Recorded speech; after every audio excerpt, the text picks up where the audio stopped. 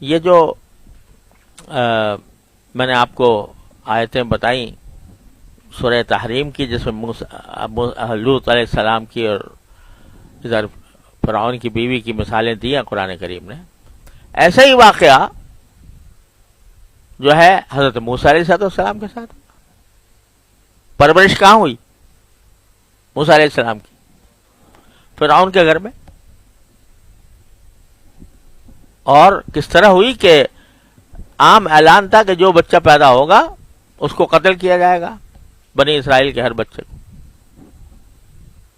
تو جب رحم آ گیا، بچہ خوبصورت تھا، فرعون کی بیوی ان کو رحم آ گیا کہ بھئی یہ تو بچہ بڑا پیارا سا ہے اور اس کو ہم اپنے اولاد بنائیں گے. تو فرعون کو کھٹک پیدا ہو گئی کہ بھئی یہ تو کہیں وہی بچہ نہ ہو جس کے بارے میں مجھے نجوموں نے بتایا کہ تمہاری سلطنت کا تختہ الٹ دے گا. تو شروع میں انہوں نے فرعون نے منع کیا، بھئی کیوں رکھ رہی ہو اس کو؟ تو انہوں نے کہا جی یہ تو پیارا سا بچہ ہے، ہم اس کو اپنی اولاد بنائیں گے.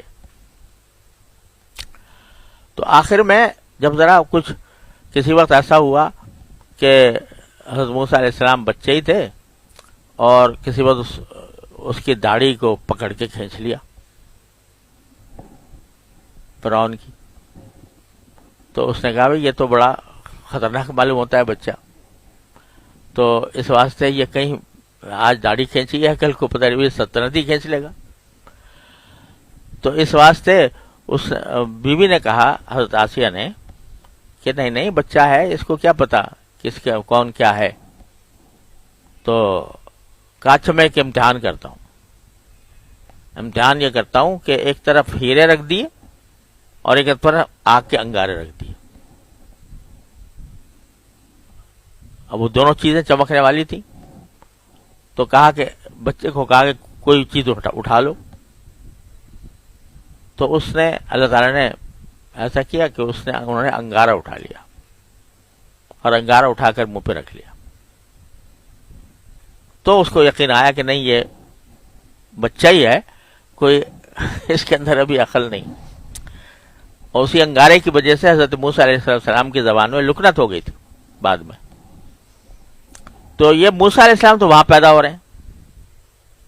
دوسرا آپ نے سنا ہوگا سامری جادوگر ہے نا. وہ سامری جادوگر جو تھا، وہ جس نے سارا فساد مچایا اور بچڑا بنایا اور سارے بنی اسرائیل کو بچڑے کی عبادت پر آمادہ کیا، وہ جادوگر تھا. وہ کیسے پیدا ہوا تھا؟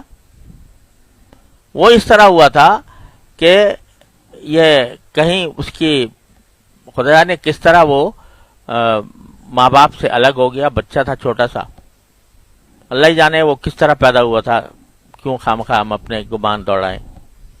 بہرحال وہ لاوارث قسم کا بچہ تھا.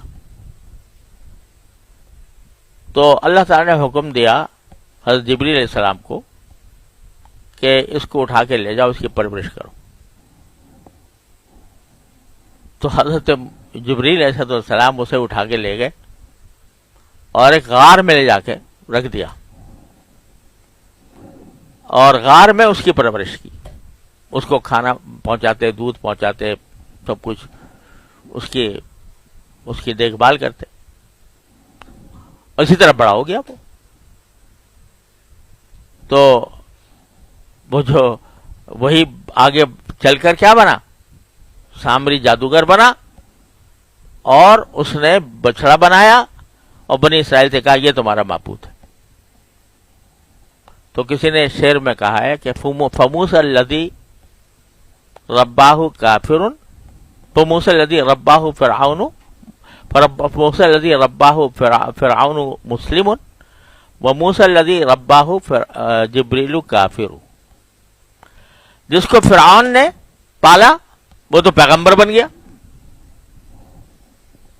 اور جس کو جبریل نے پالا وہ کافر بن گیا.